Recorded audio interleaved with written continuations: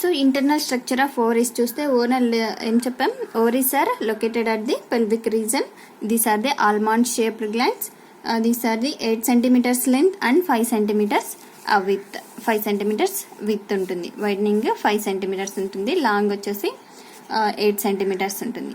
So in this interior part చూస్తేనా, so outside region is the cortex. So this dotted lines ఈ part వరకు మనము cortex అని చెప్తాం. Cortex made with reticular connective tissue. So reticular connective టిష్యూతో made అయి ఉంటుంది. So out side లేయర్ని ట్యూనికా ఆల్బుజినియా అని చెప్పి అంటాం. అవుట్ సైడ్ పార్ట్ ఉంది కదా, ట్యూనికా ఆల్బుజినియా అని చెప్పి అంటాం. So in this innermost mass area is called medullary part. So medullary part anamata. This is made with areolar tissue. So areolar connective tissue తో made అయి ఉంటుంది అనమాట. outermost part is cortex, innermost mass area is the medullary region made with the areolar connective tissue. So in this, a mass of follicular cells presenting in the starting of the oocyte. So starting of the secondary oocyte. So secondary oocyte prepare అవ్వాలంటే ఎక్కడి నుంచి start అవుతుందంటే, germ cells present ఉన్నాయి కదా, వీటిని మనము primary follicles అని చెప్పండాం. So in this group of primary ఫాలికల్స్లో నుంచి సెకండ్ స్టేజ్లో ఏమవుతుంది, ఒక్క ఫాలికల్ మాత్రమే మెచ్యూర్ అవుతుంది. సో మెచ్యూర్ అయిపోయి మిగతా సెల్స్ అన్ని, మిగతా ఫాలిక్యులర్ సెల్స్ అన్ని అన్మెచ్యూర్డ్గా ఉండిపోతాయి. ఒక సెల్ మాత్రమే మెచ్యూర్ అవుతుంది. ఓకేనా. సో దెన్ ఇంకా థర్డ్ స్టేజ్లో ఇంకా స్వెల్ అవుతుంది అనమాట, ఇంకా గ్రో అవుతుంది. దెన్ ఫోర్త్ స్టేజ్లో ఏమవుతుంది అని అంటే, సెకండరీ oocyte ప్రిపేర్ అవుతుంది. సో సెకండరీ oocyte స్ట్రక్చర్ చూద్దాం ఇన్ డెప్త్గా. దీన్నే మనము secondary oocyte or graafian follicle అని చెప్పి అంటాం. ఓకేనా, గ్రాఫియన్ ఫాలికల్ అని. గ్రాఫియన్ ఫాలికల్ స్ట్రక్చర్ చూడు. గ్రాఫియన్ ఫాలికల్ చుట్టూ a mass of cells presenting here that are discus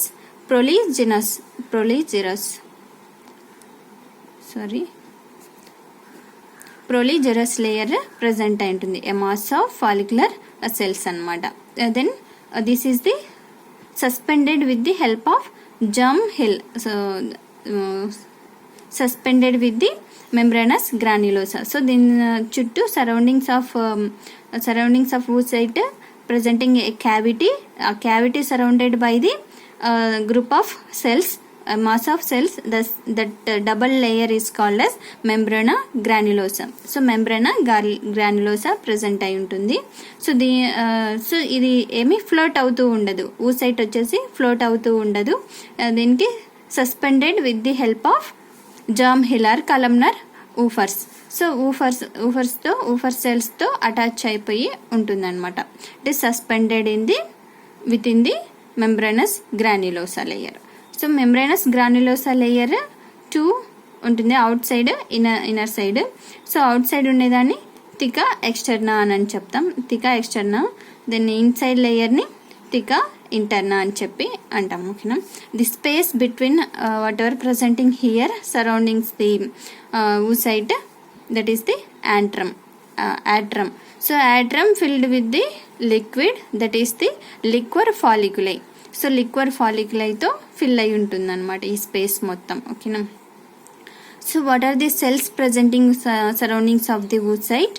that are the discus proligerus. So ప్రొలిజెరస్తో కంపోజ్ అయిపోయి ఉంటుందన్నమాట. This is the secondary oocyte structure. Then so secondary oocyteని మనము గ్రాఫియన్ ఫాలికల్ అని చెప్పంటున్నాం కదా. గ్రాఫియల్ ఫాలికల్ ఏం చేస్తుందంటే, ఆఫ్టర్ ఓవలేషన్ సపరేట్ అవుతుంది. సెకండరీ oocyte సపరేట్ అవుతుంది. దెన్ కార్పస్ లూటియం సపరేట్ అవుతుంది అనమాట. సో దిస్ సపరేట్ అయిపోయిన తర్వాత ఇక్కడ ప్రజెంట్ అయింది కదా కార్పస్ హెమరోసికమ్. సో ఇలా సపరేట్ అయిపోయిన దాన్ని, ఈ పార్ట్ని ఏమంటున్నామంటే ఫస్ట్ స్టేజ్ అనమాట ఇది. So division of breaking of ovum from the గ్రాఫియన్ follicle break అయిపోయిన ప్రాసెస్లో ఫస్ట్ స్టేజ్లో ఫామ్ అయిన దాన్ని కార్పస్ హెమరేజికమ్ అని చెప్పండి. కార్పస్ హెమరేజికమ్ ఫామ్ అవుతుంది. సో ఆఫ్టర్ ఓవలేషన్ కంప్లీట్ అయిపోయిన తర్వాత ప్రొజెస్ట్రాన్ రిలీజ్ అవ్వాలి కదా. ప్రొజెస్ట్రాన్ ఎక్కడి నుంచి రిలీజ్ అవుతుందంటే దీన్ని మనము కార్పస్ లూటియం అంటాం.